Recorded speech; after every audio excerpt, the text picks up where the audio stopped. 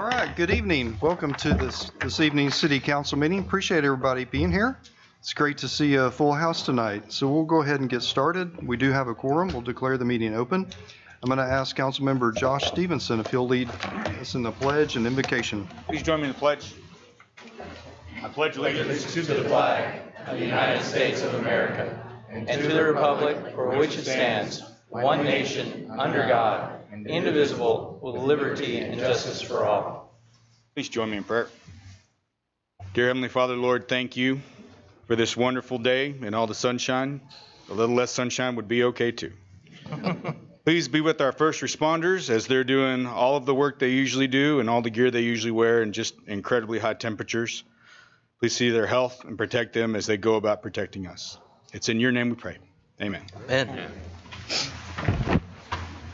All right, thank you, Josh. Yes, sir. So we've got a couple of sets of minutes to approve from the regular City Council meeting of June 20th and the called City Council meeting of July 5th. Probably have an opportunity to review those.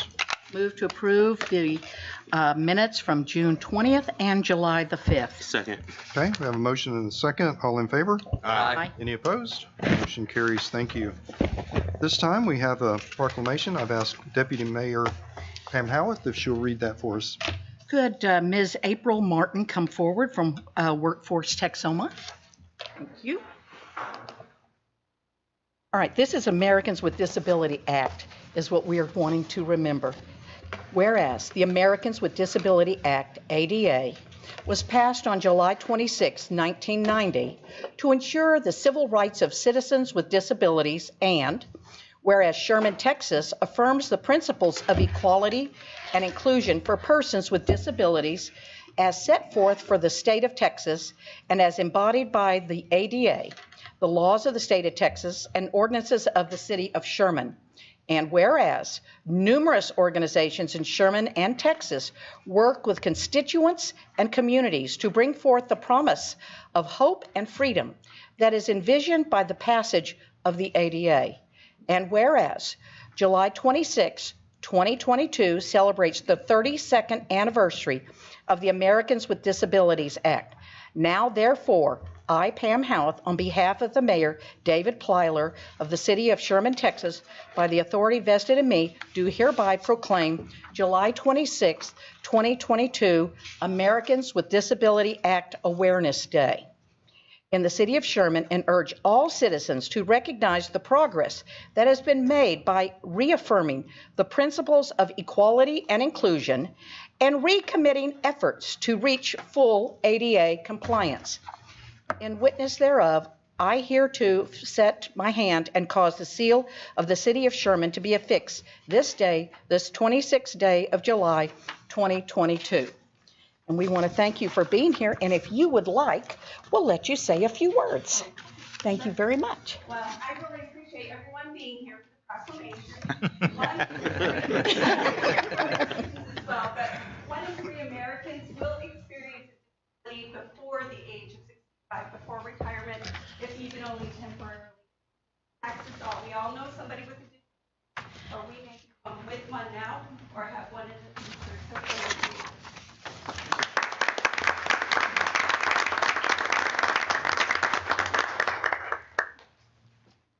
Okay, we are to citizen comments. I do want to point out that this is, if you're here to speak to us about the jail resolution, this would be the time. If you're here to talk about the patio homes, please wait till E5 in public hearing. That'll keep everything organized. So at this time, if you're here to speak about anything on the agenda, I've got some cards here. I'll go ahead and read those. Please keep your comments to 3 minutes or less. Is Alicia Rosenthal, are you here? And when you come up, will you state your name and address for the record, please? Yes. Yes. Everybody, where I live. I'm Alicia Rosenthal. I live at 133 Providence Drive in Van Alstyne. And Mayor, Council, I would like to talk to you today about one of my concerns. I'm just going to address one of them with the expansion of the jail. I have been at the meetings for the county commissioners. I also was at the special meeting on the 29th. My business is located at 114 South Crockett Street, which is just barely a block and a half away from the current jail. At the meeting that we had on the 29th, it was brought up that we have current issues with inmates who've been released from the county jail coming into our establishments to use the phone, restroom, whatever it may be. I've been downtown for almost 4 years, and it's only been on 3 occasions that I've had to call the Sherman Police Department because these people were unruly or overly aggressive. We've put in many different things like panic buttons and door locks and cameras to avoid, hopefully, terrible interactions. However, I feel that adding 300 more inmates to the jail is going to increase the likelihood of the dangerous encounters. And when this was brought up on the meeting, at the meeting on the 29th, the question was asked what the county was going to do to protect us from this situation. And they said they would do everything within their power, but that if something were to ultimately go wrong, our first call would be to the Sherman Police Department. So what I wanted to do is just bring that up since the city of Sherman is moving the police department from downtown. I hope that in these conversations that we have with the county, the city would try to come up with an agreement to continue to protect us and to provide some sort of patrol during business hours, or at least during the hours when inmates are released, so that we do not have to have anything that happens in our businesses that's dangerous for us. So that's the only point that I wanted to bring up today, although there's many. I will let time go to someone else. I appreciate you guys letting me speak. Thank you. Okay, thank you, Alicia. And please keep in mind during your comments that our resolution is geared to establish communication and talk about the jail expansion here in our city. As you know, this council has probably okayed the largest utility upgrade in the history of the city of Sherman downtown recently. We have spent millions of dollars downtown, and we want to continue to develop our central business district. And we want to dialogue with the county about how we can engage in good urban planning downtown to make it walkable and make, all of our businesses flourish down there. So, Judge Hall. No. No. Oh, Judge Knoll. Okay. Sorry about that. I'm sorry, Judge. I didn't even see you over there. You were wearing a suit. I figured it out. It happens all the time. I'm simply here. I want to speak in favor of this resolution and in favor of or against the extension of the jail. I retired 4 or 5 years ago. For the last 4 or 5 years, I've been working in courthouses all over North Texas, Fort Worth, Dallas. I really believe if you want to see the right way to do it, you just have to drive 35 miles south and you'll find it. McKinney was in a very similar situation as Sherman is in. They had a square downtown with a courthouse on it. They built a justice center very similar to ours, a couple of blocks off the square. That lasted maybe 20 years, something like that. They ended up tearing that down and building a complex out there on Highway 75 that you can see from the highway. But the boom in downtown McKinney didn't happen until they tore that courthouse down and moved. And I think it's essential that if we want to see the revitalization of downtown Sherman, that we do something similar up here. Thank you, Judge. Yeah. Thank you, Judge. David Downtain. David.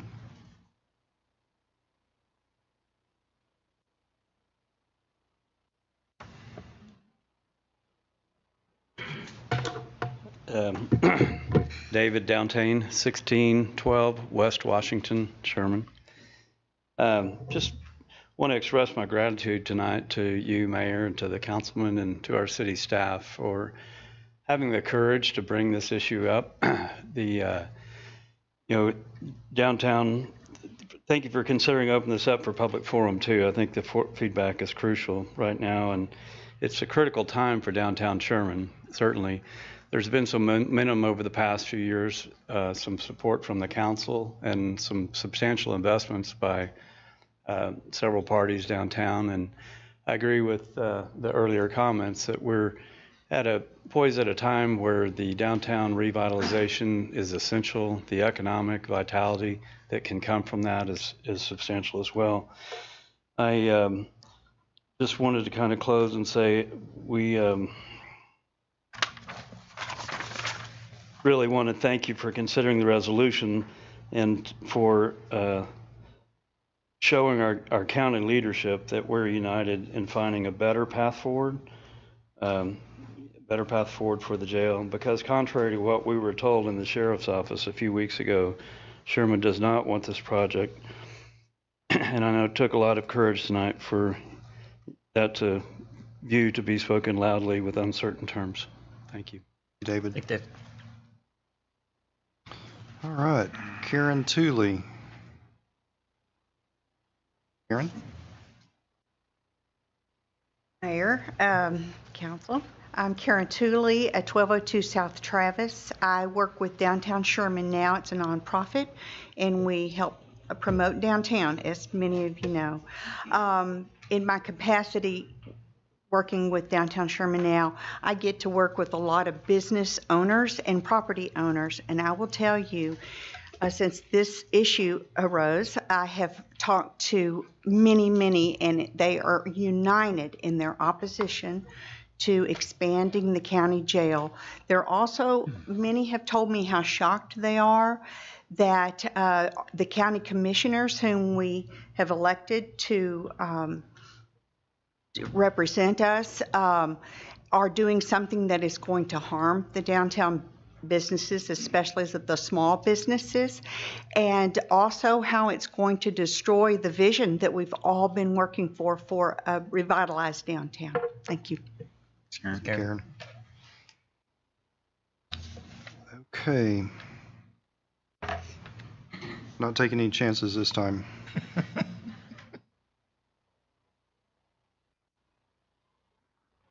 Wilson's there. Mr. Wilson that lives on Snap Road. Should have had my wife fill out. Thank you, sir. Thank you. Thank you for letting me speak on a topic that affects not only the city of Sherman, but every other city and resident in Grayson County. Okay? And I'm going to bring that point home in a minute. In 2012, the county's second expansion should have helped the county for several years. However, as we learned during the information meeting a few weeks ago with Sheriff Tom Watt, he stated, quote, the county needed beds years ago in 2013, 1 year after the second jail expansion. What is the impact on Grayson County residents? I need to put my eyeballs on too, David. Well, we also learned in that meeting, that information meeting, the county has not been accepting nonviolent crimes in the county jail due to space restrictions, limitations. The Texas Commission on Jail Standards issued an advisory letter to the county judge and sheriff in May 21. The TCJS used, at that time, projected growth rates between 7% and 25% over a 10-year period, which translated to a jail capacity of 476 to 748 beds. The current designs, as I understand it, maxes out at close to 700 beds. The current expansion, what they're trying to go to. There's a big difference there, 476 to 748. Given the TI and Global Tech announcements and the R-rated heated growth rates in Grayson, all over the county, including Sherman, the current county growth projections far outpace the TCJS highest projections back in May 2021. Consideration should be given to constructing a jail with a higher minimum capacity. In the TCJS letter, they stated, and I quote, to state our recommendation more specifically, 1, choose a site sufficient for growth. 2, design a jail that is truly expandable. 3, provide adequate service and support space in the initial design to allow future expansions. To me, the TCJS recommendation to, quote, choose a site implies the current site is not expandable to meet the future needs of Grayson County. While the current expansion plans may be sufficient to solve a short-term problem, it may not be the solution the county needs to meet future requirements. Given the unprecedented workforce announcements, if the current expansion plans do not anticipate robust population growth, we may find ourselves back in 2013 dealing with the same situation we are trying to resolve now. Let me reiterate, this decision will impact all Grayson County residents for years to come, since a properly sized detention facility acts not only as a punitive facility, but also as a deterrent. Thank you. Thank you, Brian. Thank you. All right, Sandra Melton. Council Mayor, you all know me, Sandra Melton, 2814 Shoreline Drive.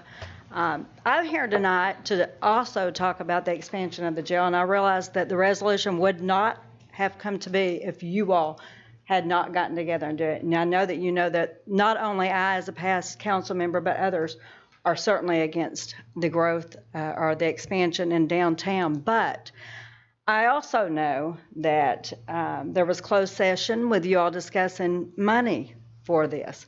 So what I'm here to say is that I would hope that with y'all being elected officials, you remember you're elected by the people, if the city or SEDCO would be willing to give any money for the expansion, it would be a new facility built somewhere else rather than downtown expanding. And would you like me to speak to the other while I'm here? Or are you going to call on other people for the jail expansion? I want to talk about another item on the agenda. Okay, Do you want me to do that now, or do you want me to wait? might as well do it now. Okay. I figured you would say that. So on the agenda is also another increase for, one of the construction companies that have been hired over and over because they get the bid. And you know that one thing that I said many times is I do not like change orders when I sat on that council. And yet there's another change order coming up for the same person. And I want you all to know I'm here to speak about that. And I want you to realize that I know when we sat there many times, I was told, well, if it's going to happen, then we have to do it because it costs more money to go back and look at or hire someone else to do a job when there is a change order. But how many times can the same company come before you for a change order till you realize you might look at hiring another company in the first place? You all know who I'm talking about, and so I hope you take that into consideration. Thank you. Thanks, Sandra. Thanks, Sandra. Okay, anybody else on the jail? Did I miss anybody? Okay. Anybody else on any item on the agenda like to comment? Okay. All right, we'll move on to the consent agenda. These items are considered to be routine and will be enacted in one motion without discussion unless a council member or citizen requests a specific item be discussed and voted on separately. These items include F5, F6, F7, F8, G1, I5, and I6. Would anybody like these broken apart for any reason? Okay. Move to approve consent. Second. Okay, got a motion and a second. All in favor? Aye. Any opposed? Motion carries. All right, the next consent agenda, these items are considered to be routine and will be enacted in one motion subject to the staff review letter without discussion unless a council member or citizen requests a specific item to be discussed and voted on separately. These items include I-7, I-8, I-9, I-10, I-11, I-12, and I-13. Would anybody like these broken apart for any reason? Make a motion that we approve the double asterisk consent agenda, Okay, subject to staff review letter without discussion unless a council member or citizen requests that. Second. a motion and a second. All in favor? Aye. Any opposed? Motion carries. Thank you. All right, at this time, we'll open public hearing. Linda, if you'll read E1 for us, please. Final Statement Action Plan for Program Year 2022 Community Development Block Grant. Okay, Mary? Yes, this is the final action we need to approve our community development block grant funding for next year. We'll have the public hearing and a resolution later in the council meeting. The amount for next year is $335,940. It's allocated to 16 different nonprofits in Sherman, as well as our demolition program for substandard structures throughout the city and for a park improvement. Okay. Thank you, Mary. Is there anyone here to speak on this item this evening? Okay. Linda, can you read E2 and E3 together? Ordinance 6500, an ordinance of the City Council of the City of Sherman, amending Section 12, Ordinance Number 2280, so as to include certain property within the C2 General Commercial District located at 4500 Frisco Road, being 1.873 acres in the W.F. Patterson Survey, Abstract Number 969, a replat of Midway Mall Park, part of Block 4. Ordinance 6501, an ordinance of the City Council of the City of Sherman, amending Section 8, Subsection 5A, Ordinance Number 2280, so as to grant a specific use permit to allow an indoor storage mini warehouse in a C2 General Commercial District at 4500 Frisco Road, being 1.873 acres in the W.F. Patterson Survey, Abstract Number 969, a replat of Midway Mall, part of Block 4.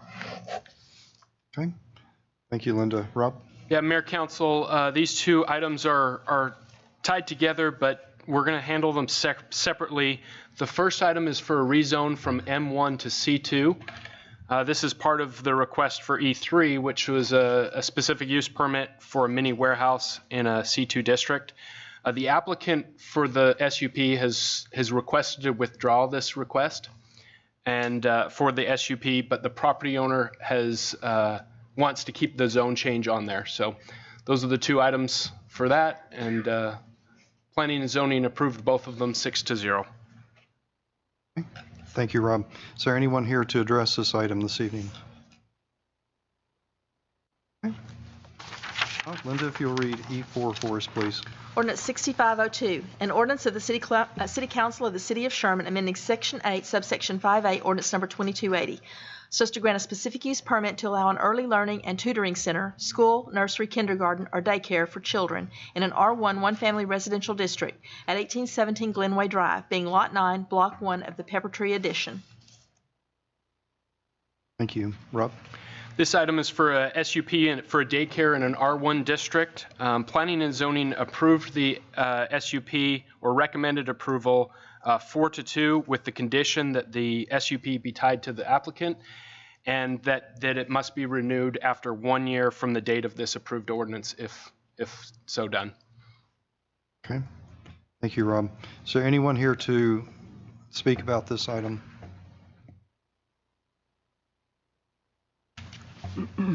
Linda, if you'll read E5 for us, please. Ordinance 6503, an ordinance of the City Council of the City of Sherman, amending Section 8, Subsection 5A, Ordinance Number 2280, so as to grant a specific use permit to allow patio homes in an R1 one-family residential district in the 2,000 to 2,300 blocks of West Center Street, being 67.25 acres in the Elizabeth Jones Survey, Abstract Number 625. Okay. Rob? This item is for a specific use permit to allow patio homes in an R1 district. The developer is proposing to construct 233 patio home lots. These lots would have lot widths of 50 feet instead of the allowed 60 feet that's currently for an R1 district. The proposed development would also require them to provide 10% usable open space. They would be just under 14% of what the applicant is proposing. So they're about almost 4% over the requirement at 7.7 acres. In addition, the developer is going to be donating 7 acres of parkland that's unusable on the south side of Center. At the last P&Z meeting, 10 residents came and spoke in opposition, and our department received 2 letters in opposition to this development. Planning and Zoning recommended approval to 6-0. Thank you. Thank you, Rob. Okay, so I've got a number of cards here. I'll start with Stephen Cook. Yeah. Okay, you're here to answer questions? Okay, thank you, Stephen, for being here. Shannon Kane?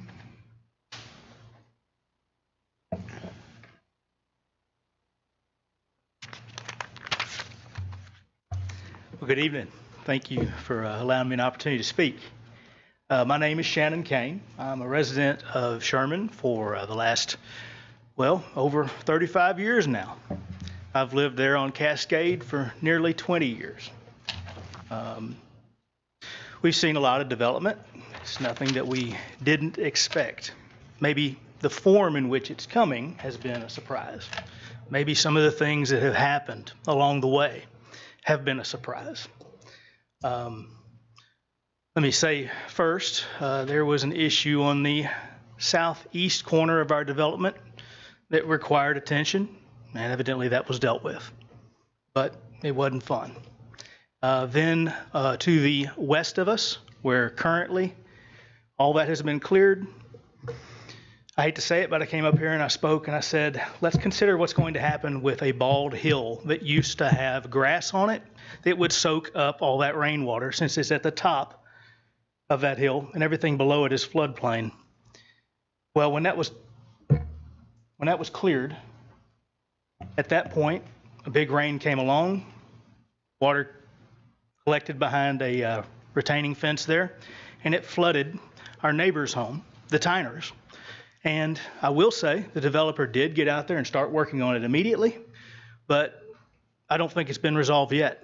And that's been what, at least a month and a half ago? And there's still a container sitting out beside their home. So we recognized an issue and it occurred. So if this body does have an opportunity to follow up on that and assist a citizen with an issue that did happen as a result of that, that would be fantastic. Their names are the Tyners.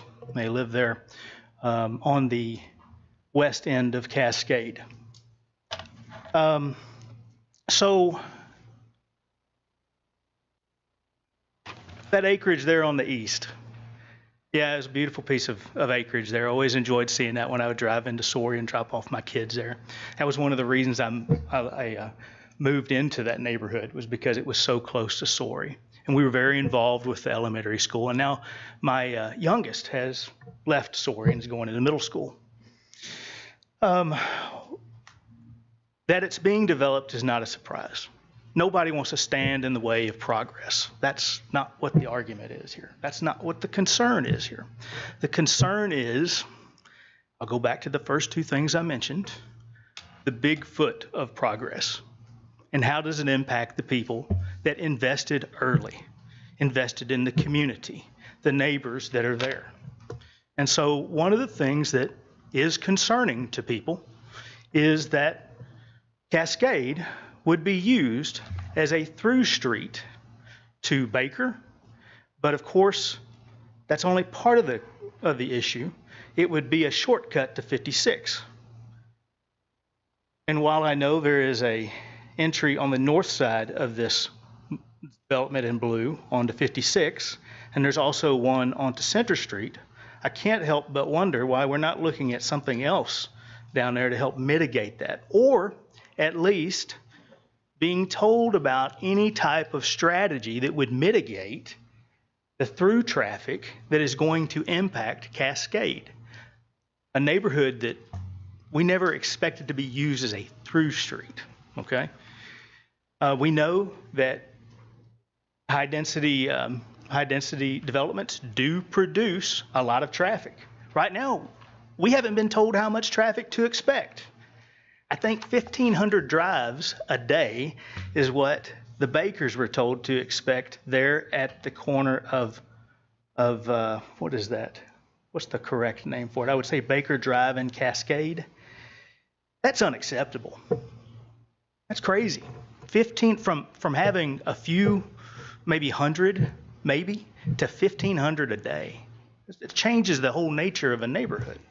So what are we looking at when we're looking at 250 houses with multiple cars going in there?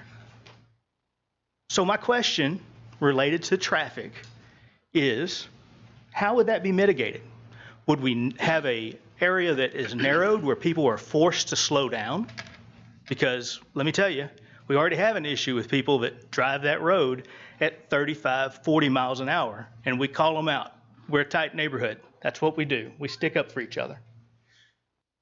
But how are we going to keep people from saying, you know what, I'm finally out of this high density. Now I've got this straight thoroughfare. I'm just going to use it and go, right? How are we going to do that? Has that even been considered? Has that been thought about? So I think the neighborhood would like to hear those proposals. All right, thank you, Mr. Kane. You're over your time. Okay, thank you, sir. I appreciate the time, y'all. Shannon. Thanks, Shannon. All right, Nancy Sims.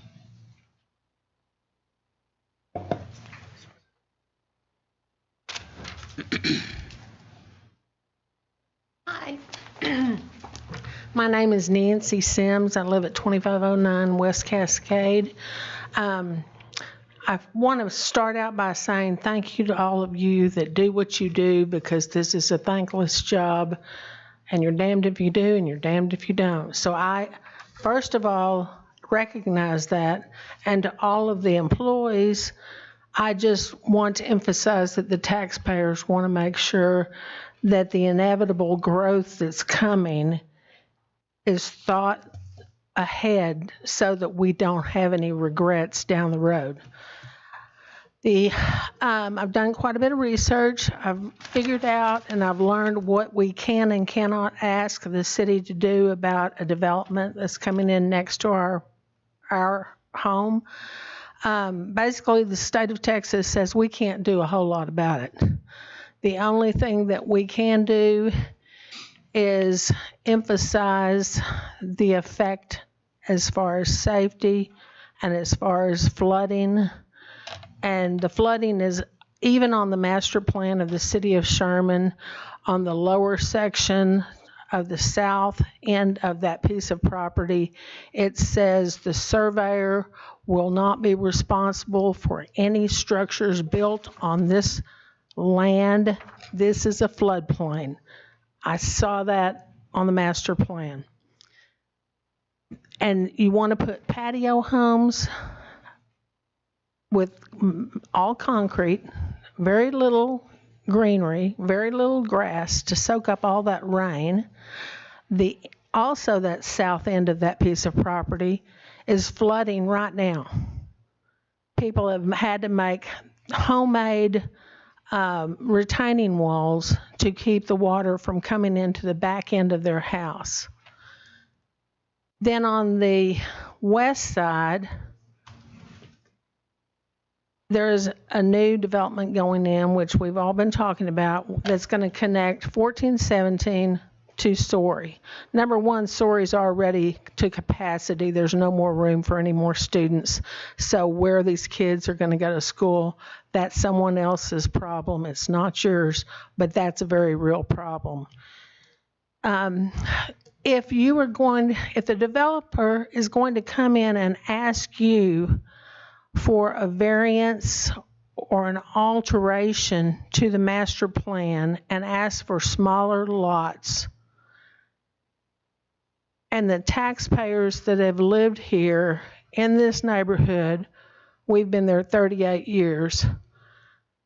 Everybody says if you have a stub out on the end of your street, you have to, by the city's laws and by the city's ordinances, has to be connected.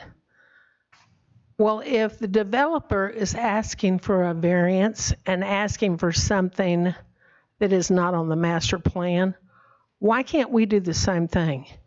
And why can't the taxpayers get a little bit of priority over a developer that has done nothing for the city of Sherman?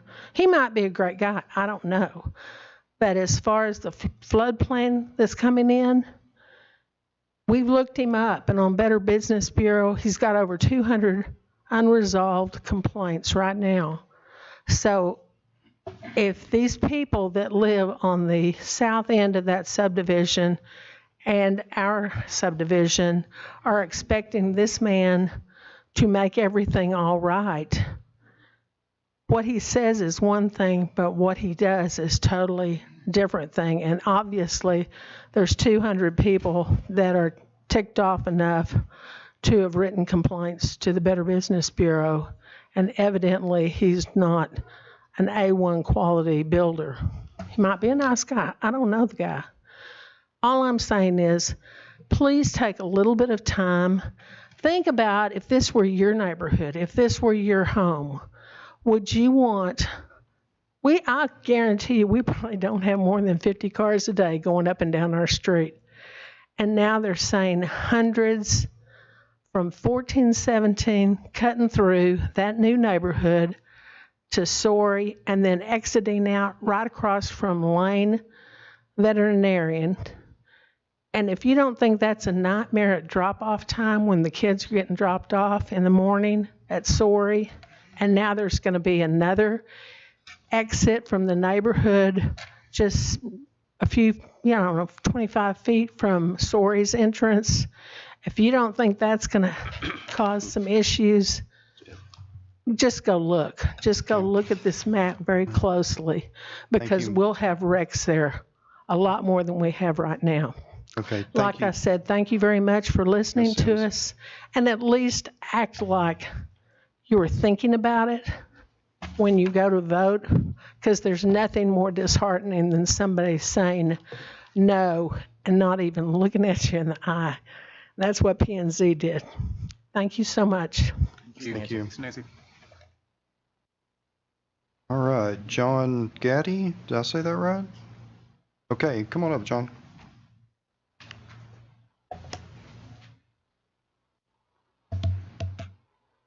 I'm John Getty, live at 2501 West Center Street. And that's right down there at the very southeast corner of this property, or southwest. I don't think everybody really realizes how much water comes down this area. There's a retention pond right behind my house. And I sent a film to the Planning and Zoning Commission what a half-inch rain does in this area. That whole bottom section of that is flooded. And I don't think that's been taken into consideration. I believe that we also have a traffic problem that's already been, you're aware of. And we understand that the city of Sherman needs to grow. We just ask that you do it right. Don't grant this R1 to have 50-foot lots by 100. Let's stay with what we've already developed as a city and stick to it and make our city grow right. Thank you, John. Thanks, John. All right, Mr. Ben Deaver, did I say that right?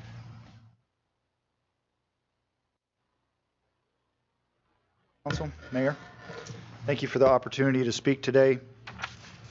During the last planning and zoning meeting, as others have mentioned, the Park Haven community expressed our grave concerns with the proposed opening of a cascade entrance into the planned Eastern Housing Addition by Meritage. To our complete surprise and disappointment, it was not Meritage that proposed opening Cascade as a cut-through to this new neighborhood addition, but rather the city of Sherman. We're asking that this council strongly consider the amount of new homes and traffic that has been added to Baker Park Drive and the severe impact of the exponential growth to the south, west, and east of Park Haven, all of which would be using Baker Park Drive. In addition, there is a plan to use Cascade Drive, which today is a dead-end street right there in the top left corner, the dead-end street, and they want to use it as a cut-through to a neighborhood that is an order of magnitude larger than Park Haven itself in terms of number of homes. We understand that the city utilities are stubbed out there to the end of Cascade. Understandably, these should be used to service the new housing addition. However, there's simply no reason to create a dangerous cut-through in our neighborhood, the Park Haven neighborhood, for this new addition. To those asking why a neighborhood cut-through is a problem, allow me to quote from the Texas Transportation Institute report from 2022. Their research has determined that, and I quote, "Those using neighborhood streets to avoid main road congestion tend to drive at a higher speed. The combined effect of cut-through traffic, increased speed, and volume makes a neighborhood street even more dangerous." Meritage did not request an interconnect between the new addition and Park Haven, and I'm here today to ask that the city of Sherman reconsider the requirement for this unnecessary and dangerous cut-through on Cascade Drive. Thank you very much. Thank you, sir. Thank you. All right, anyone else on this issue? Yes, can you, just state your name and address for the record. Okay, Chris. Yes. Yeah, just, you can give it to Terry in the back. I'm just basically kind of wanted to second Shannon and the last speaker as well. I'm concerned about the rate of speed people are going to be driving, and I do believe this is going to become a cut through. I see no way around it. We're 1,000 foot from 56, 1,000 foot from Center Street. Why do we need a road going that direction through the neighborhood? People are going to say, well, we're going to miss 56. We're going to miss Center Street. We're going to go right through there. The flooding that they were talking about on the west side up here on Cascade, I've seen videos. I've taken videos myself, and it is more than 4 inches at times. We got a 2-inch rain, and it was over 4 inches of water because it was over the curb. I'm concerned about that sweeping some of the kids that live in the neighborhood away potentially down into the storm drains or the storm ponds. I think that needs to be corrected. And then just basically concerned about traffic. We do have a couple of children in our neighborhood that one of them has severe autism and wanders. We as a neighborhood look out for each other. And I have had to help his dad find him before. And he lives right on the corner of where Cascade and will connect to the new street. So there's some safety concerns with that. So that was it. Okay. Thank you, Chris. Thank you. Okay, anyone else?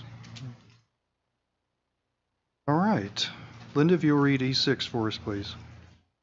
Ordinance 6504, an ordinance of the City Council of the City of Sherman amending Section 8, subsection 5A, ordinance number 2280, so as to grant a specific use permit to allow patio homes in an R1 one-family residential district in the 300 to 400 blocks of East Sherman Street, being 50.908 acres in the Preston Kitchen Survey, abstract number 667. Okay, thank you, Linda. Rob? Mayor, Council, this item is for a specific use permit for patio homes in an R1 district. The developer is proposing to develop 82 patio home lots. At this time, the developer is working closely with the City of Sherman on dedicating property for a park, the Shark Tooth Park, as maybe you've heard it been called, south of this development, so they conform to the open space requirements for this patio home request.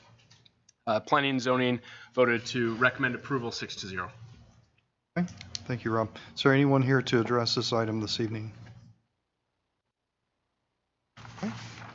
Now we'll close public hearing and consider adoption of the ordinances. Council, questions, comments? Well, before we get into the big one, I have a question on 6502 for the Early Learning and Tutoring Center. Do we know how many kids are going to be? I know it's a square footage cap. Is that in any of the I'm looking to see if that's in the write-up or application. Rob, did they have that in their application that you? I'm looking it up now. They had two proposed uses, daycare during the day and then tutoring at night. So there was it kind of varied depending on the time of day, how many students would be there. The concern that Planning and Zoning had was more about how many employees would be there at a particular time. I think in total they had 8 employees for the that would be spread out between evening sessions and during the day. It says during offer a Tuesday, Thursday, and a Monday, Wednesday, Friday with a max of 12 students in each program. 12 students in okay. Each of those blocks. So 12 per day, basically. Yeah, 12 in any given day. Okay. And okay. In the staff review letter, is there anything about parking? The 8 vehicles for 8 employees? Yeah, it's the parking requirements is 1.5 spaces, or 1 employee for 1.5 spaces. So I think we calculated about 6 spaces would be required for 8 employees. Where would those spaces be located? Yeah, where are they That's what I'm located? And that was part of the, They were saying they'd only have 4 at a time, right? right. So there was some debate about whether, how do we administer, is it employees at one time or is it all employees? So they only have 4 parking spaces, 2 garage spaces, 2 driveway spaces. The rest of the spaces would be, if other additional parking is needed, it would be on the street, which does not conform to our ordinances. And the staff review letter reflects that if they park in the street with their employees, that's a violation of their SUP. Yes. Okay. And did you guys recommend a 12-month look as we've done with others in the past? We did. We recommended that as staff. It's pretty consistent with daycares and residential areas to have that limitation or condition.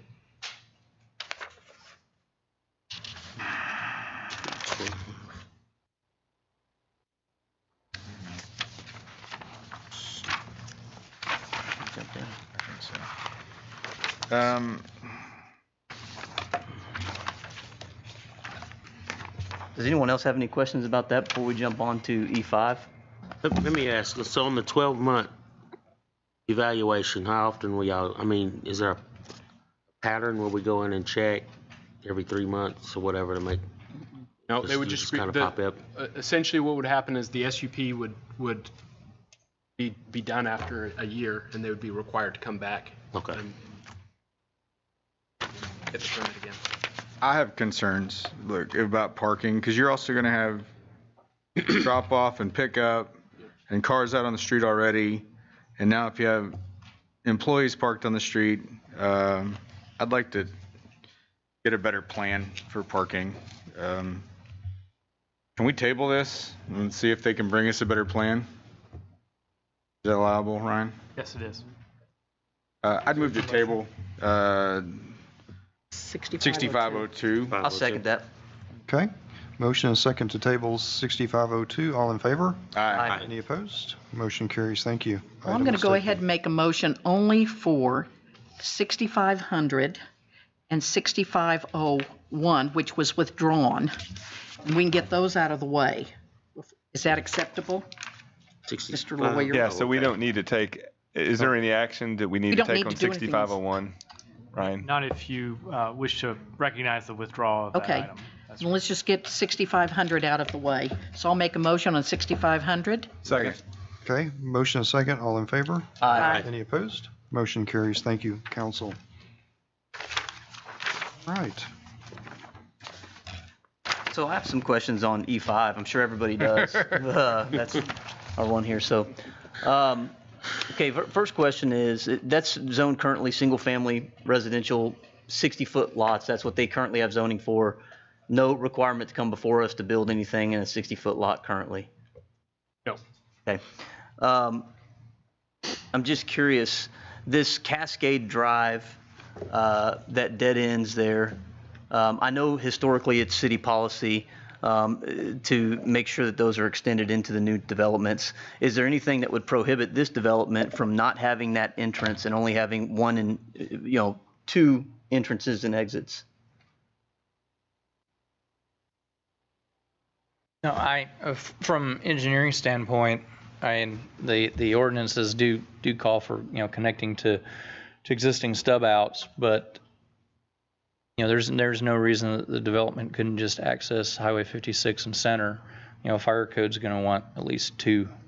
2, that's kind of what I was wondering. Fire code calls for 2. 3 is what we currently have in our ordinance, but there's not a safety issue that we recognize with less than 3. If we have 2, we're okay. And 2 handle the traffic? Yeah, it's hard to imagine. tell. I anticipated most of the traffic to go to 56 or Center. Well, and I recognize that they're giving up 14% green space. That would put, if you calculate the same amount of homes on a 60-foot lot, that would be like equal to a 57-foot lot if you added those 14% back onto the lots that they currently have and took away the green space, because our single-family ordinance does not require green space. So there is a slight increase in traffic flow moving down to the 50-foot lot, I guess is my point. Yeah, we roughly, in the last P&Z meeting, we calculated if they built 60-foot lots, and this is just a rough guess, is approximately 35 to 40 less lots, which would be the equivalent of 350 to 400 extra trips that would be there. So, I want to make sure that I'm hearing what you're saying. If they came and asked for 60-foot lots, because it's zoned for that, we wouldn't have any input at all, and they could actually build more. Because they're asking for an SUP and they're giving up green space, there's actually less houses than they could put by not asking for a variance. Is that what you're saying? No, if they did 60-foot lots, they would probably do less homes, less lots. But they also wouldn't be required to provide the 14% open space. Some of that 14% open space is not developable. It's in areas that they might not be able to build lots on. So whether it's 233 or 230, it's somewhere in between that is probably what it would be. Okay. And just out of curiosity, I see detention. It appears to be in the middle of a creek. I looked at the map. It doesn't look like a running creek. But is that detention in the middle of a creek? It's in the middle of a drainage way. They can create a area for dry detention or even wet detention if they so choose. They're indicating dry detention. Where's that at? Where? Right down there? Oh, okay. And also the other waterway. Yeah, that one. Drainage way. As far as the flooding issue down there, anybody in city staff want to speak to what we know to be an ongoing issue and how can it be resolved? There is with the existing development to the south. There's some drainage inlets and drainage pipes along the east border of the existing development that go down to a detention pond, and and let's see, what's that? Okay, this development here is put in some drainage area drains and pipe that go to a detention pond down here, and a lot of their underground drainage goes to that detention pond. It exits out to the east. This development will be picking that up. I'm not aware of any actual flooding that is occurring from this development personally. Well, I know that the Tyners have contacted me when they were flooded, okay, which you mentioned. Someone mentioned. Up over here? Yeah, and Up over here from yes, from estates at Baker Park. Right. The Yes. developer's been trying to help them with that, and I was told that once the curb and gutters get in, the curbing gets in, that it should drain, and I'm definitely not the expert, so this is what I was told. It should drain to the retention pond. Is that correct? Okay, so for estates at Baker Park, the developer is kind of in an intermediate stage of grading this area. And there was a house that was flooded based on their unfinished conditions. When the conditions are finished, there'll be a lot less water draining towards that particular house than prior to construction, and be going into the streets and the underground drainage system to the detention pond that's down in this area. Do we need an additional retention pond in that area to collect that water? Or should that all be, I know when everything is cleared off, when they're building and nobody has a lawn and nobody has a tree in their yard or anything, that's when we're going to see the problem. But, do we need to have an additional place for the water to run to or something? I'm just asking. You're talking about on Park Haven Estate? Yes. And with that's not going to necessarily help the families that are over there by Cascade, but I was, correct. And estates at Baker Park, I mean, their detention pond down here is designed for the whole development, ultimately. Uh-huh. This flooding situation will be corrected when they get their retaining walls installed in streets. This development here, their detention pond is designed for their specific development. Yeah, our ordinance requires any new development to provide detention for the increased flow that they're creating. And I don't know if the developer's here or their engineer, architect, but before we approve construction, we'll have to review and make sure that their design meets our flooding ordinance, our subdivision ordinance to construct through that. And as far as I know, this area is not on the FEMA flood map as a 100-year flood zone. There might have been a reference to a Zone X flooding, which everybody's house is in Zone X currently, which just means it's unmapped. There's always potential for flooding in a large enough event, but it's not officially mapped as Zone A on the FEMA maps. And I'd also like to, and it was mentioned, and I don't know if anybody missed it, but so I'll repeat it. If they decide to build, instead of patio homes, on 60-foot lots, we have no control. We cannot require any green space or anything, correct? As long as they conform to our ordinances. As long as they conform. By them wanting to put patio homes, which are on 50-foot lots, now we get some control over the development and can require them to have green space, which should help with the drainage once it's all completed. Well,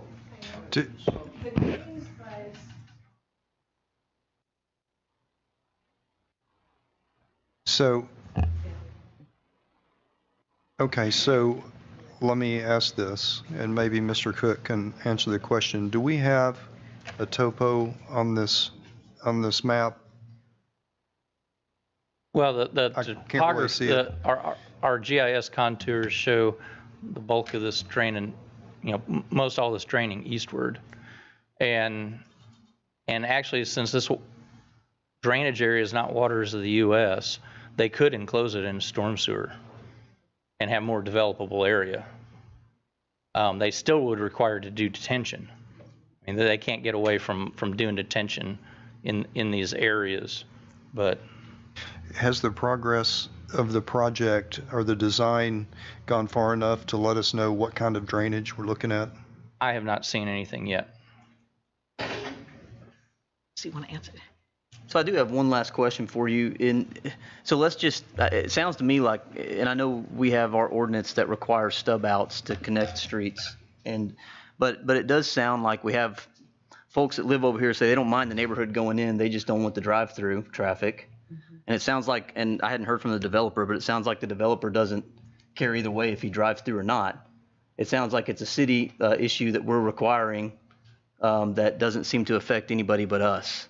I mean, I think he'll lose 2 or maybe 3 lots by, moving that curb. So, I guess the question for the developer is if he has to give up those 3 lots, is the juice still worth the squeeze? Do you have any insight into that, sir? Good evening. Hi. Thank you for the hearing us and letting us come and present this. We are excited to be here and definitely looking forward to building within your city. To answer your direct question, if you so choose to issue a conditional acceptance and approval on the condition of removing that connection, we are willing to do that. Thank you. Thank you. And engineering has no objection to that. Would it, other than being conditional, would we need to do anything else since it is an ongoing city policy? Is it a unwritten rule? Or is it written somewhere? Robbie, is it wrote? Attorney. Wayne, is it a practice or a policy? What? The stub out and of existing and does. It's in our ordinance that any stub outs are to be connected. Okay. If we carved it out here with an exception, would that override the ordinance? Yeah, I think you've got authority and discretion to approve the SUP on the condition that the stub out remain closed, in other words, not connected. I think there would need to be some clarity about what exactly the developer is agreeing to, how many lots in question. If this is the zoning exhibit, how many, specifically how many lots are they willing to not develop to accommodate that? Or rearrange. Or rearrange. Rearrange. Well, they'll cut the corner and maybe lose one or two. One or Not two, pick up a couple probably. 35-foot patio home lots in the corner to do triangular. Yeah, They're about that's 3 what I'm lots. thinking. And there is an easement there for the water. There is a water line that goes along Cascade. That we would like to still connect. And from a connectivity point, we would also like to potentially maintain pedestrian access between the two neighborhoods as well. Okay, that's your Sidewalk Sidewalk access. connection so people can walk to school. Yeah, a walk The through. developers proposed an entrance to a pedestrian entrance to Sorry on the east side of their development. If you can point over right here? there. So that would be something that staff would encourage. Okay. Can we take action on this tonight if that's what we choose to do? If your motion is clear enough and includes all those elements, you can also table. So could you help them craft the motion then? That is the next question. I think I've got it. And you are okay with this? Yes, ma'am. Yeah, no, yeah. Okay. Is that Drive, Street, Cascade? Drive. Cascade Drive. Yes. Going to give this a shake, Josh, or? I'm going to try. What about the floating issue? Are we good with that too? Can we just go through the steps that will have to happen in vis-a-vis flooding and inspections and engineering that have to happen between when we approve the zone change and when they actually start building houses? Because I think that might help.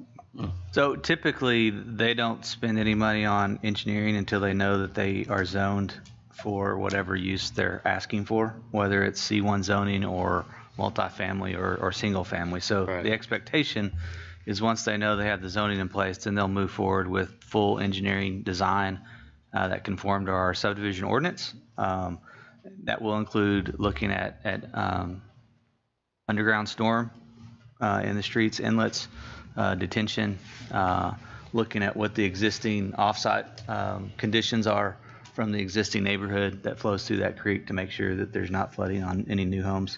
My understanding is everything does flow from the existing neighborhood towards the school and then on further downstream. So it is just downstream of one of our flood control lakes. So that gives me confidence that they'll be able to design a detention structure that would adequately protect everyone downstream. But they will have to give up some land to do that, which on this site plan, I do believe they show dry detention and wet detention. And just to clarify, this elevation is lower than the Baker Park Road area. I believe so. Because it's all kind of running towards the creekway there. It was at Sorry. It's all draining back to the east. Right. Okay. Right. And this is a conditional, this is a conceptual site plan. This isn't final site plan approval. Yeah. Correct. The SUP does have language that ties them to this site plan. Whether that can be included in the motion that they modify it. Bring back a site plan for the future without the stub out. Seems like we're all working together well here tonight. I think one thing we would ask of you is every person that stood up tonight said something about flooding. We'd like you to put that to the very top of your list. We'd like to see proactive communication about the flooding, and we appreciate the willingness to negotiate on that corner. I think that's helped some concerns here. So thank you. Well, I know that the concern that you all have, but I think doing this under an SUP, which allows the city more input than we would if we just allowed it to go zoning regular, is worth maybe the 2 or 3 extra houses between the lot size. So with that, I would move to approve on condition that the stub out connecting Cascade Drive remain closed with the addition of a sidewalk. And water line easement. And a water line easement. Yes. West Cascade? West Cascade. Yeah. You want me to do that Between again? the two properties. That's the stub out. Yeah. Okay. I'll second that. Okay. We got It's all good. a long So- motion and a second. Go ahead, Ryan. You want the developer to work with staff to bring back a amended site plan to include with the zoning exhibit for the SUP ordinance that that addresses the closed stub out. Yes, correct. Is that understood? And I second that. Okay. So the motion comes from Josh. Josh, okay. All right, Josh. Okay. See May I ya. clarify Put Long it all motion and a together, second. man. All in favor? Aye. Aye. Opposed? Motion carries. Thank you. You can work with staff to work out your site plan moving That was my forward. question, if it was administrative. Yes. All right, thank you. Thank you. And thank you to the residents that came out thank tonight you. and visit with us. Thank y'all. All right, we still have one more, 6504. Y'all have to stay here, now you can't leave. Right. We're gonna talk. Hey, we're gonna talk at the end. You don't want to hear our opinions about stuff? So we still need to Move take to action. approve, Mr. Mayor. I'll second it. Okay, we've got a motion and a second. All in favor? Aye. Any opposed? Motion carries. Thank you.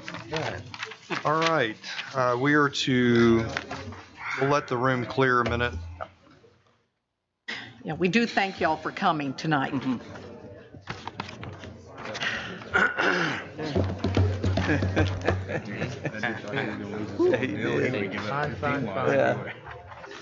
Probably. Somebody. Good job, man. Good job. Yeah. Hey. Okay. Yeah.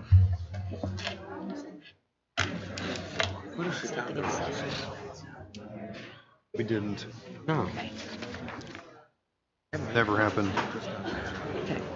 Well, Looking at each other. I heard something about that. I was scared they weren't gonna. I know. Go back information, that's like that. And nobody else. All right, well, we'll continue on. Linda, if you'll read F1 for us, please. Resolution 6923, a resolution of the City Council of the City of Sherman authorizing publication of the proposed final statement action plan for the Community Development Block Grant for program year 2022, authorizing submission of the block grant application, authorizing execution of certifications of compliance in connection with the administration and conduct of the Community Development Program for program year 2022. Okay, thank you, Linda. Y'all recall, this is the item from E1. Mary, do you want to say anything, or? No, this just authorizes us to submit the application to Okay. HUD. I do have a question. Okay, go ahead. Okay, and that is in looking at previous year's block grants, it looks like we went down a little this year. Did we We did. And do it- something wrong, or is there something we need to tweak, or is the government just getting cheaper, or? No, in fact, the state of Texas overall received about $9 million less. All entities across the United States and its territories, funding was down by $129 million, and there was maybe two entities, including the state of Connecticut, which I don't get, received large increases in funding. Everyone else was just a little bit more, or the vast majority received less funding. City of Dallas is $1 million down. We're not sure why. It is a formula, but it just wasn't funded at a level it was before the whole program. All right, must be somebody who's elected in Connecticut. I don't know. I don't know. Okay. There's something going on. If there's no questions other than mine, I'll make a motion to approve of Second. 6923. Okay, we have a motion and a second. All in favor? Aye. Any opposed? Motion carries. Thank It you, was a Council. second, please. Aaron. Thank you. All right, Linda, if you'll read F2 for us, please. Resolution 6924, a resolution of the City Council of the City of Sherman approving and authorizing execution of a second amended and restated master development agreement among the City of Sherman, Texas, Crossroads Hospital Development, LLC, IVP3 Group, LLC, and CFP Sherman Hospital, LLC, for the development, design, and construction of an estimated 80-bed acute care hospital and appropriate site amenities supporting the same within the City of Sherman, Texas. Okay, thank you, Linda. Robbie? Yeah, this item, as well as the next one, Resolution 6925, relates to changes that we are proposing for the Master Development Agreement and the Public-Private Partnership Agreement. While there are some just kind of clarifications and, cleanup that Ryan and the attorneys on the other side kind of noodled through, the most significant of these really relates to clarifying the city's role in the disposition of the assets of the hospital in situations that don't involve like a foreclosure or a default of the terms of the agreement. So this was necessary for us to convey this or clarify this right. If investors that are investing in the A series bonds and B series bonds are going to be the lion's share of this debt, although this isn't any of our debt on our books, those entities need to have superior rights in the event they have to go take action to, remedy any defaults. And so what these items are doing on these agreements is clarifying that they have the rights to do that if that happens. So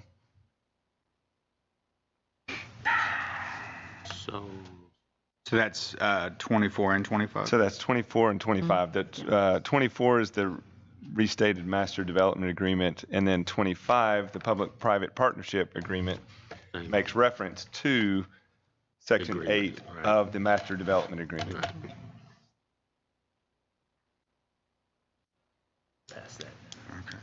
I would move to approve Resolution 6924 and 6925 as written. Second, though. So they go. Ryan, we haven't read 6425 yet. Right. Take that separately. Okay, I'll move 6924, approve as written.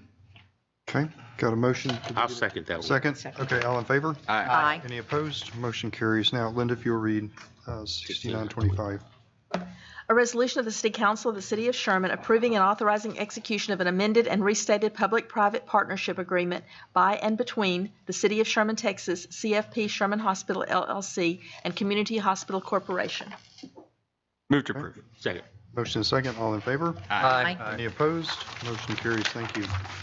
All right, Linda, if you'll read F4 for us, please. Resolution 6926, a resolution of the City Council of the City of Sherman opposing the proposed expansion of the Grayson County Jail in Sherman's Central Business District, encouraging the Grayson County Commissioners Court to defer action on the proposal so that possible alternative locations for existing and expanded jail operations and related support services can be fully considered, offering support for the exploration of such alternatives. Okay, Robbie? Yeah, so this is the item that has already been spoken about at length at this meeting. I thought it was important to bring, after having conversations with multiple council members, to bring this resolution for your consideration to encourage the county to kind of pump the brakes on their plans to allow there to be more dialogue between city council and city staff and county commissioners and county staff on this issue. Their plans would significantly affect downtown. Many believe would be negatively, and I believe from a staff and planning standpoint, it would be negatively for the city and our planning for what we want downtown to be and not be. So we would just, as a staff, we would encourage you to approve this resolution to kind of put on record the city's opposition to their plans. And we don't have any answers today. What we're asking is that they just pause to allow us to have more discussion, to find if there are other alternatives that could be suitable, and we'll just take the next steps after we're able to do that. So any questions, discussion? I don't think any of us on the council disagree with the need for additional jail space. I think the only question that we have is we have heard from our business owners downtown that we need to do things to enhance the business atmosphere, to try and draw more citizens downtown. whether it be parking or, that's just one thing that is mentioned. But there's lots of things that we could do to maybe entice businesses to come downtown. And with the jail expansion, we're concerned that if it happens downtown, that will counteract all the things that we are trying to do as a city to help our local business owners.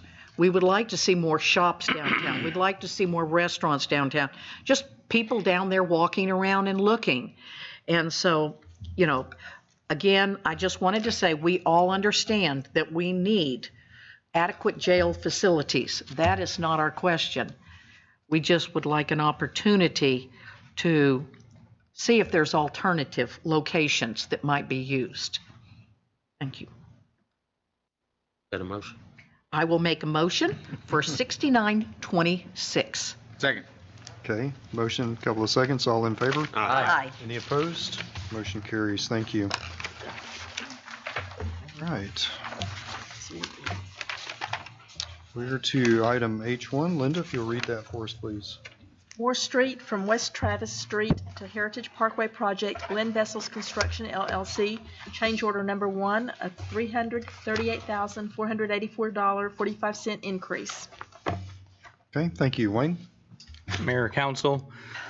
So Lynn Vessels Construction is the contractor on the Moore Street extension from West Travis down to Heritage Parkway.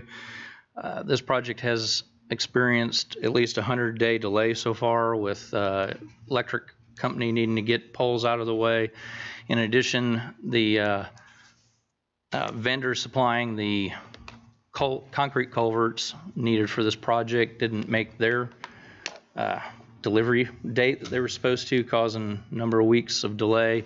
So with these delays, with our experience with 40-year inflation and everything we're seeing in the construction industry and price increases, the contractor came to us with the subcontractor to do the paving work, having gone way up in their pricing from what was quoted them when they bid the project. The contractor brought to us 2 other bids he received from other paving contractors, which was even more. The pricing given to our contractor from his sub was not only higher, but beyond what he had figured in for profit for himself on the project.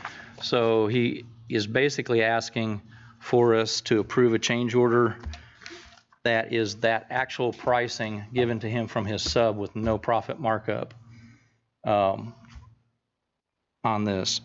This change order will add another 100 days for the delays they have experienced so far. Just so you know, we do have an ongoing issue with a major gas line at 1417 that needs to be relocated. We don't know if that's going to cause some further delay, say in the last couple hundred feet, the southern couple hundred feet of the project. But just be aware we have that issue. The city will have to pay for that gas line lowering because they already were there first with an easement. We've got relocation plans back today for that relocation and an agreement that we've sent to legal for review, hoping to have on the August 1st agenda.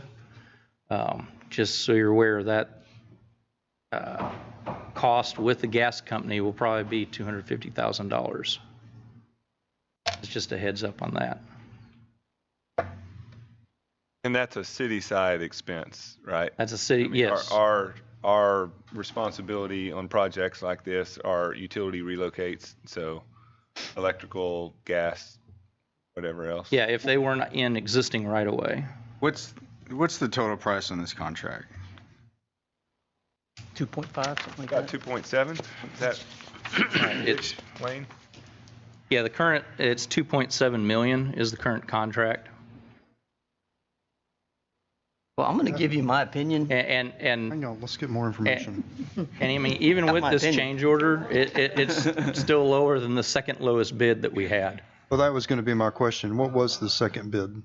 It was about 500,000 more. It was about 3.2 million. So I'm going to give you my opinion, is this is a bigger issue than this just one item, this one road. We're talking about a bid process that is fair and that goes out and that is something that we use to bid all of our projects.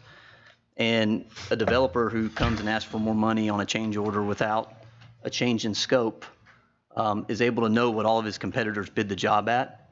And so for me, it's not necessarily this developer, this project, but this is a bigger issue of allowing a developer to come back to and ask for more money on a project he's already been contracted for a certain dollar amount after he knows the bids. So with that in regard, I'm going to have to go against it. That's just my opinion. Okay. So, Wayne, my understanding is it's the ready mix that's gone up is the biggest bulk of the problem. Is that correct? Yeah, I mean, cement, we've seen cement prices go up 30, 50%.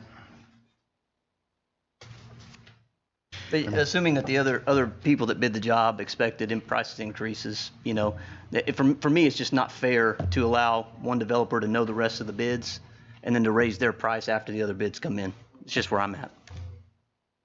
So, what is the consequences of denying a change order? Does work stop? Do they take another swing at it? What happens if we say no? We just tell the contractor it wasn't approved, and he does have a contract to do the work. And if he refuses to do it, it would get turned over to the bonding company, which may take a year or two to get them mobilized. And then what does that do for us? Slows the whole project down? Right. Considering, what do we have in the pipeline that's going in there? What projects, AKA revenue to the city, is going to be delayed if it has to go through your bonding process? Well, that's through the middle of the village plan development, which has been slow to develop. I mean, there's literally nothing that's been developed through there. I mean, and won't be until this road is completed. Residential development is kind of the low-hanging fruit, generally speaking. So we would expect that single-family residential most likely would be the next phase, or the first phase of what they actually do. This road will ultimately connect from Center Street to Shepherd down through, and it may end up being called something different. I don't know if it's going to be Moore Street or TI Boulevard or, whatever, but it is a major corridor from the very southern tip of town all the way into Center Street. So it is an important corridor for us. Don't want it delayed. And I've got to say too, just from a practical standpoint, I do see, we see price increases for concrete, for materials, building materials, et cetera. So I understand that prices have increased.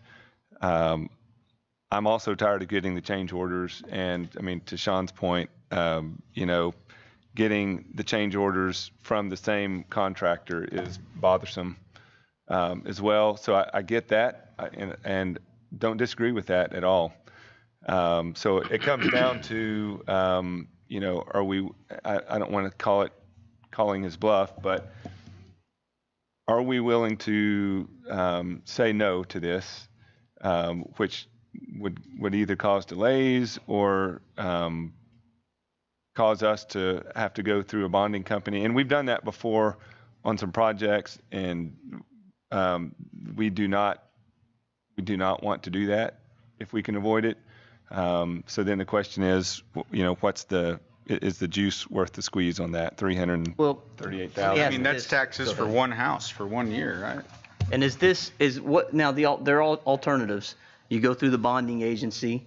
What are the other alternatives? That's not the only one. Well, the other alternative is he does the project. He does the project. He agrees to go ahead and do it with the contract he has. Would he use? But is there a chance he would use a more substandard material to get this done? No, that's part of the contract. He's got to meet our minimum standards that are in the contract. I mean, he may look to, try to make up any losses he has on future bidding. and we don't have as big of a gap between his bids and second bid, but Well, that's speculation. Blaine, is there a, Sorry, Mr. Mayor, go ahead. yeah, that's okay. Is there a force majeure clause in our contracts? Yes. Okay. So not only are we open ourselves up to a lawsuit? Not under the circumstances as I understand them. Our contract requires him to deliver the project at the price that he bid on, and increases in cost wouldn't be subject to force majeure. Increases in time might be. And we had a long delay in time. I mean, if he was expecting a certain date and you're sort of calculating in, can you beat inflation for your costs before you can deliver the product? He was delayed, I get it. I agree with Sean. We need to put something in the bid process, some sort of carrot or stick about, you low bid, but then you do 15 change orders and we're back to what the other bids were in the first place.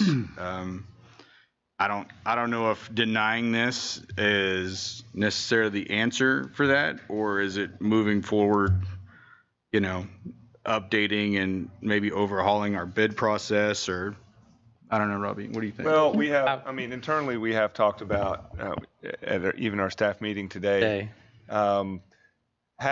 requiring more, the existence of or more contingency put into these contracts. Because this contract did not have a contingency in it. No, sir. And so, the process that we use that's not CM at risk usually builds in some contingency. Projects like this do not, historically. So what we've talked about is, going forward, building in a city-specified either percent or flat dollar amount, or we can figure that out on a per project basis. To avoid change orders. Ron, if we delayed this contractor because of this gas line a number of months, does that make us culpable for any price increases on materials? Not based on the contract that we have today. Well, I do want to ask one question just to clarify for me. So when he says he's foregoing his profit on that piece? On that piece. On a $2.7 million project, I'm assuming he had more project profit than, 5%.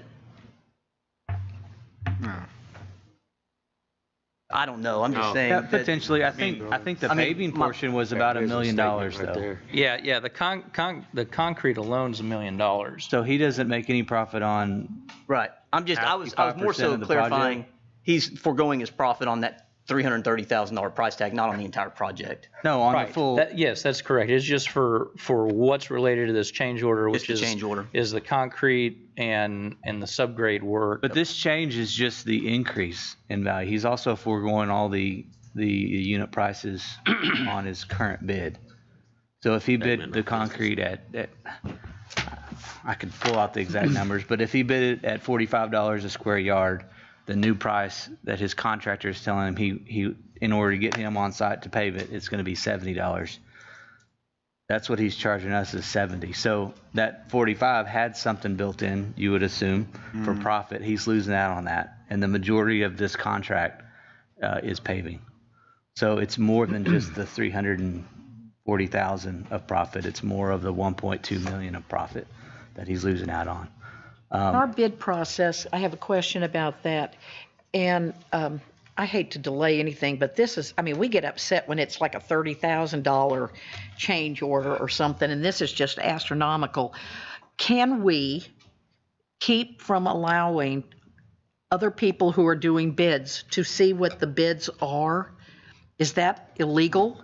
I assume it is, or we wouldn't be, but when you say, oh, well, they've seen what everybody else bid, so they can come back. Do you mean before, like at what point? No, it's a public. After the bid public record after it's open. Okay. All right.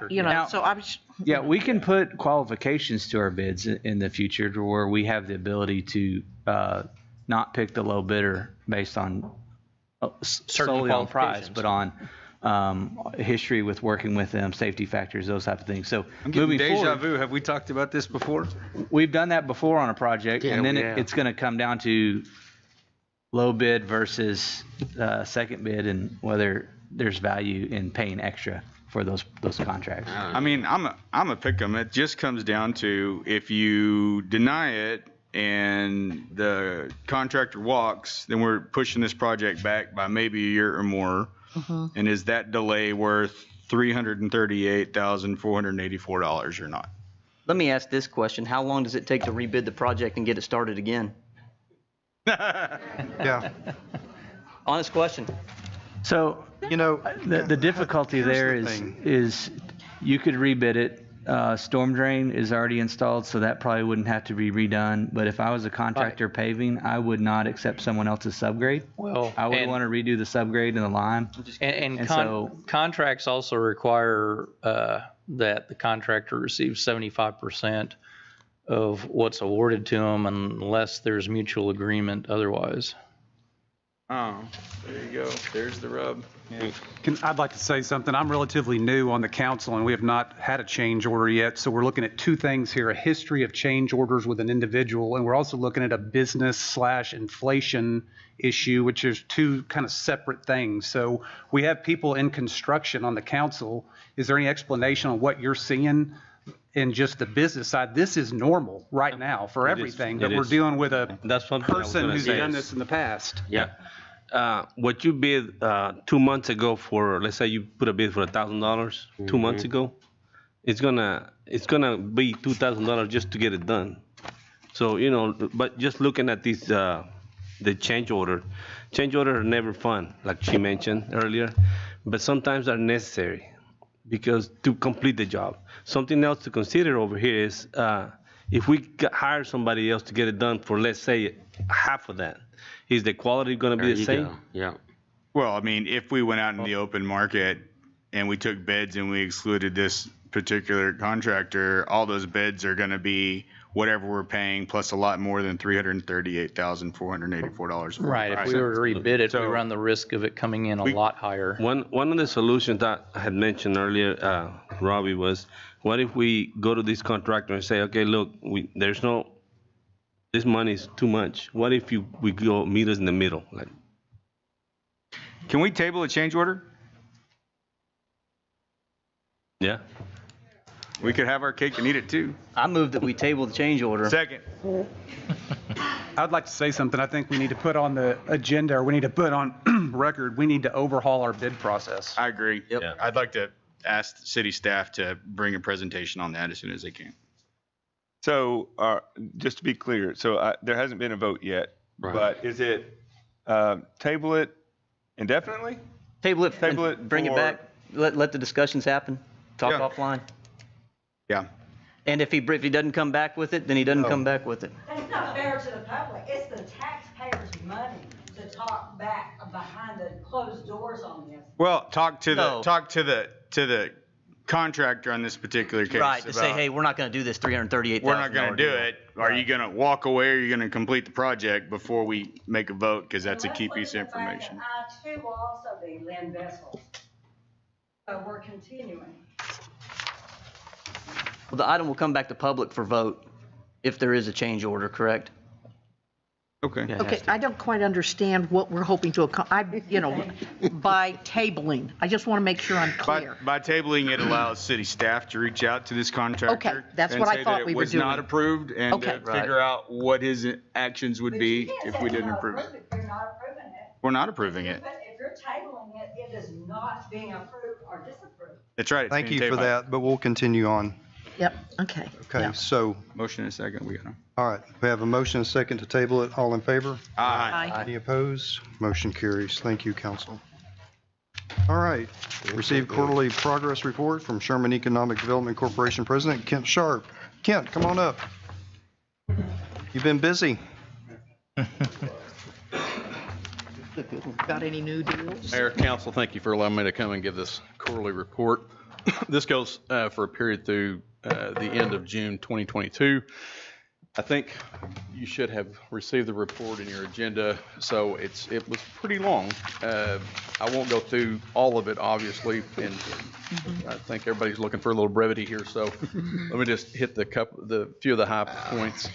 Of course, our mission is still the same. to grow and diversify the economy of Sherman and the surrounding area through the addition of new jobs and investment in primary employers.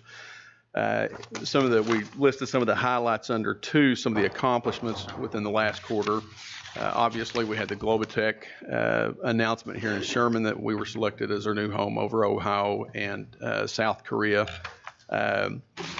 Our board authorized a resolution passed a resolution authorizing SEDCO to invest $20 million of SEDCO funds over a 10-year period into the project. And we structured that in such a way as to be not as harsh on our cash flow. So it's a little heavy up front to pass or overcome Ohio, but then we lighten it out on the last 7 years. Texas Instruments has broke ground. Most of everybody has seen the new groundbreaking out there behind 2.6 going on in that massive development. So we're all excited about that. The SEDCO board also approved a resolution authorizing a 3% capital investment in Sunny Delight. Harvest Hill is their parent company. They are investing a little over $30 million.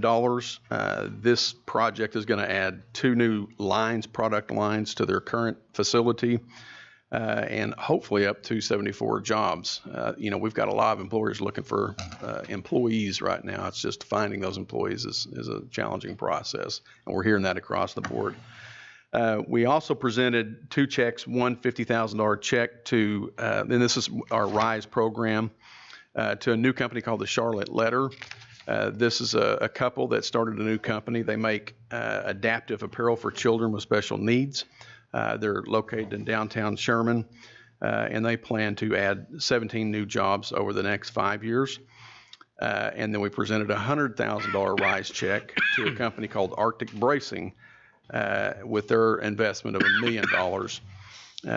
They are out on Fallon Drive, kind of co-located with another existing company, and they design and manufacture orthopedic braces with a patented custom mold system, and they plan to add 38 new jobs over the next 5 years. So I think you can see what SEDCO and our borders we're trying to accomplish as we work. I think there's this kind of reputation in the community of SEDCO only helps big businesses. Well, I think we're demonstrating now that we span the whole range from the very large to the very small, and I think that's appreciated by the community.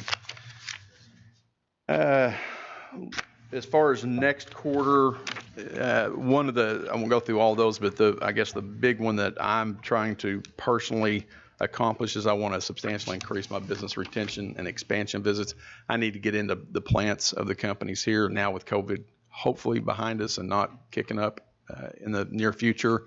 The ability to visit those plants and get inside and meet with the plant managers is a lot more easy to do now. So I've already had some business retention visits last quarter. We want to step up the pace that I'm getting into the companies now, especially with these kind of uncertain economic times ahead of us over the next couple of months. I want to find out what the company's capital budget plans are, what they're looking to spend over the next 6 to 12 months. How often the board meet? We meet the second Tuesday of each month. We held 3 regular meetings, April the 12th, May the 10th, and June the 14th. And then we posted a special call meeting for April the 19th. All of our board was coming to the RISE check presentation ceremony. So just in case there was a quorum, we posted an agenda for that. 100% of the board members were present at 100%. At every meeting, we had a quorum present at 100% of our board meetings. No member missed more than 75% of the meetings last quarter. And then just some highlights from what we'd like to communicate to the council. We're presently working 6 active projects which represent a little over $5 billion in capital expenditures. That represents 1,853 jobs. We completed business retention expansion visits to a few businesses: 903 Brewers, Arctic Bracing, Globotech, 2.6, PQD, Quality Ingredients, Sunny Delight, and the Charlotte Letter. We're also working with a company that we've signed a letter of intent with a company called Lawrence Equipment out of California. Lawrence they're looking at putting in a corn flour mill here is their first phase, and the second phase would be they manufacture the equipment that other companies use to manufacture flatbreads, tortillas, corn chips, things of that nature. And we're looking at progress part for that. They have a customer company called Easy Foods out of Florida who actually produces, they manufacture the chips, tortillas, flatbreads. They are looking at coming into Sherman as well, and we've signed a letter of intent with them. Let's see. We did a $50,000 small business grant to Star Aircraft. They put in a tornado shelter as part of their enhance their safety for their employees. They're located out on 1417. And then we finally got with the city and worked out. The board passed a resolution to convey there's a 9.115 acre tract as well as a 0.84 acre tract that was out around the Show Me Movie Bow Grill. That there's some kind of stuff got a little confusing, so we just wanted to clear it up, and our legal staff's working with the city's legal staff to make sure we get that conveyed back to the city in the city's name. And that's pretty much it. Let me stop there and just take any questions.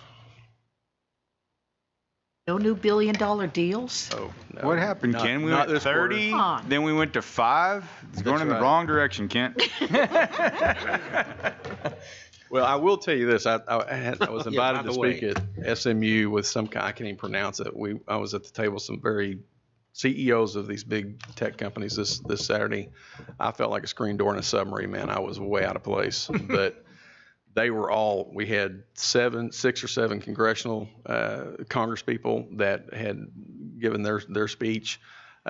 We had the Texas Workforce Commission, just several elected officials, and then these CEOs. And Sherman was mentioned out of probably 15 or 17 people that spoke. Sherman was mentioned over 8 times. More than 8 of those people mentioned Sherman in their speech. So that was kind of a neat feeling to sit in the audience and hear that. And then, of course, I was the last speaker to get up. So yeah, it's fun. It's fun getting to wear your Sherman hat. Put it Well, on if people haven't seen the Dallas Morning News article, yeah, and also the Dallas Business Journal article, and there's like 5 articles that were out there just about Sherman and the tech growing here. So we're very proud of you and your efforts. Well, and, I mean, and the staff, applaud the staff here mayor that got it done. The council and the staff, yeah, absolutely. None of this happens without the city staff and their incredible efforts. So we appreciate it, Robbie and your team. All right. Thanks, Kent. Thank you, Kent. All right, move on to I-2, repair and replacement of concrete pavement on Binkley Drive under emergency designation. Wayne. Yes, as most of you know, Binkley Park Drive had to be closed not too long ago because of settlement of the pavement, made it unsafe for vehicles to traverse. So staff has got with 3 contractors to get quotes. Bill Vessels had the lowest price to do the work. Well, it's not Lynn Vessels. It's a different company. Brother. But anyhow, the Public Works Department, they've already done the demo of the pavement, and they've already prepped the subgrade for this work to help save money. We got pricing for that and decided to do that portion ourselves. The contractor already set up forms today. They'll be setting steel tomorrow. Plan on pouring concrete beginning Wednesday. So really hope that council ratifies this $51,000 to do the paving work. Work quick before it goes up again. To do. And we're all doing this under emergency just to get the road open up, not only for help and circulation from 56 to Center, but school's going to be open here shortly too. So I move to approve, Mr. Mayor. Second. Okay, we got a motion second. All in favor? Aye. Any opposed? Motion carries. Thank you. All right. Got a preview of the 2022-2023 draft budget. Mary. Okay, the budget is being presented to the council for a final review before our 2 required public hearings on August 1st and August 15th. We've incorporated the changes that were from the budget workshop, including the elimination of the commercial solid waste rate increase. We did also receive notice the tipping fees out at Tazewell will be going up $5 effective January 1st, 2023. That's been added to the budget. And we also incorporated the cost of living and salary adjustments as of August 1st instead of October 1st, and updated revenue for sales tax, water and sewer revenue, and solid waste revenue. We don't have final property values from the appraisal district yet. We will receive them by July 25th. We still expect the property tax rate to be about 46 cents plus or minus. Reserves are at 90 days in the general fund, 62 days in the utility fund, and 60 days in the solid waste fund. Don't need any action by you tonight. The final, or the first public hearing will be next council meeting on August 1st. Thank you, Mary. So just to add to that, just some flavor on the commercial or solid waste fund. So we had talked at the budget workshop about the need for a rate increase to cover the commercial solid waste shortfall. So we kind of went back after the budget workshop and looked at reshuffling how we finance some of the purchased equipment that we were proposing for 23.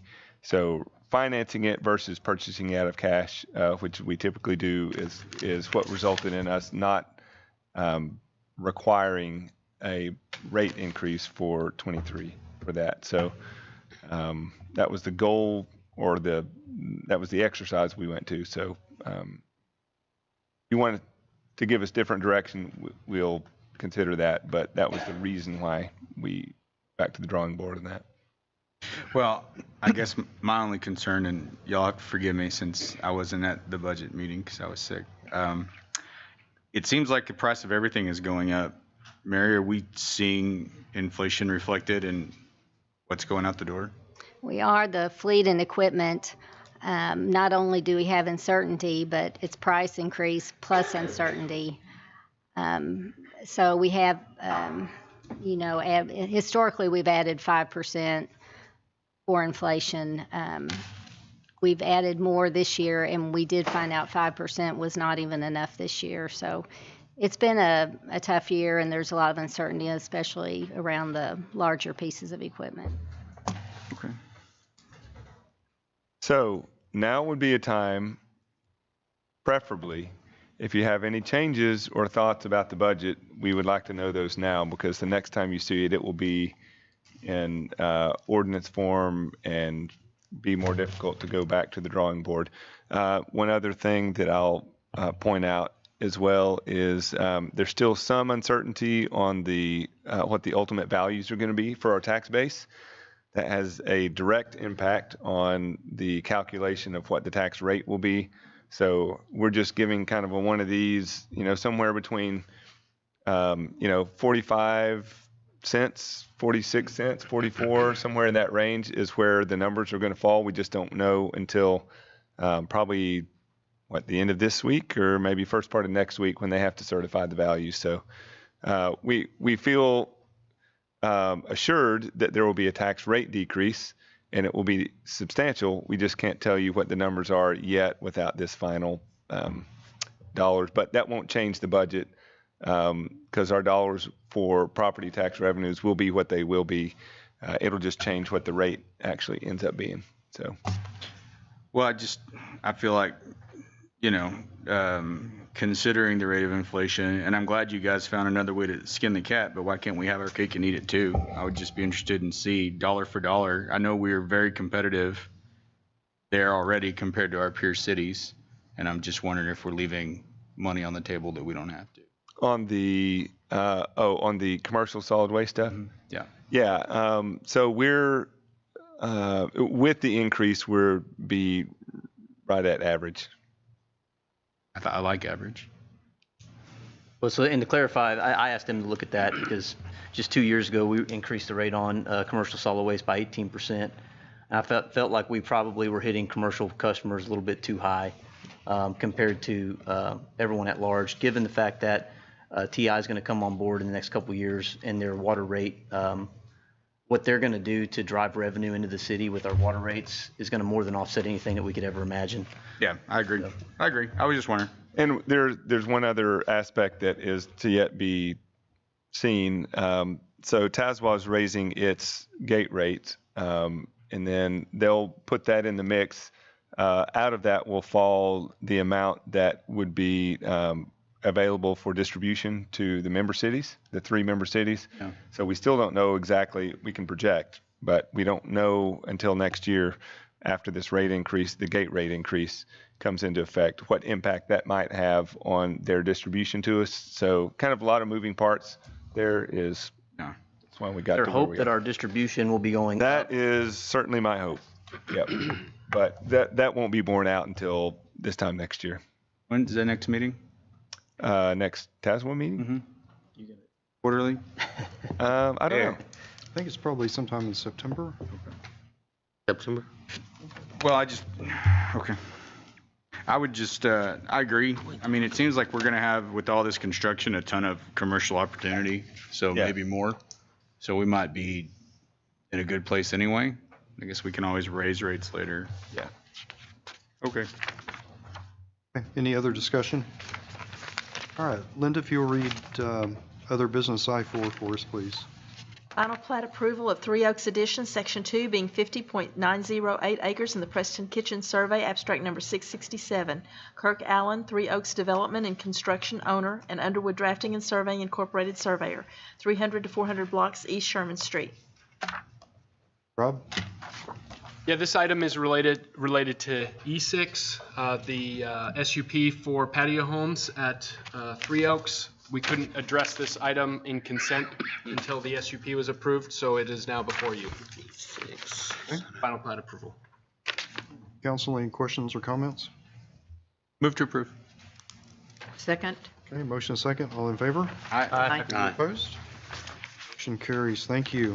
All right, we're down to council comments. Justin, I'm going to start with you. No comments tonight. Okay. No comments, Mayor. No comment? I'll keep them short, but I would just like to say that I appreciate everybody up here on the dais tonight and the audience. I believe how things went tonight are exactly how local government should go. Your constituents should come here, talk to you, tell you what they expect and want from you. You should be able to work through those issues, and I just appreciate the entire process of tonight's meeting. I'll also say thank you to the staff for hearing us at the budget workshop and bringing back presentations that kind of fit the direction of that was given there, so thank you very much. Absolutely. I agree. No comments. All right. So just a few announcements. It's hard to believe we have 2 weeks left for Hot Summer Nights. It's going to be a warm one this week. This week we have a blast from the 90s past. The CNC Music Factory comes to town. And next week we'll finish strong with a great rock show by Alien Ant Farm. So put on some sunscreen, help, and make plans to meet us in the park. Sherman Museum will host their Night at the Museum event on July 29th and August 5th this year. It's a great chance to get the kids out of the house to learn a few things and have fun. Finally, tonight, Sherman Parks and Rec is currently taking registration for fall sports. So check out their website and sign up for those. All right, the City Council will now hold a closed executive session pursuant to the Texas Open Meetings Act at Section 551.074 to discuss the annual performance evaluation of the city manager and the Sherman Housing Authority. So at 6:53, we'll go into executive session. Thank you.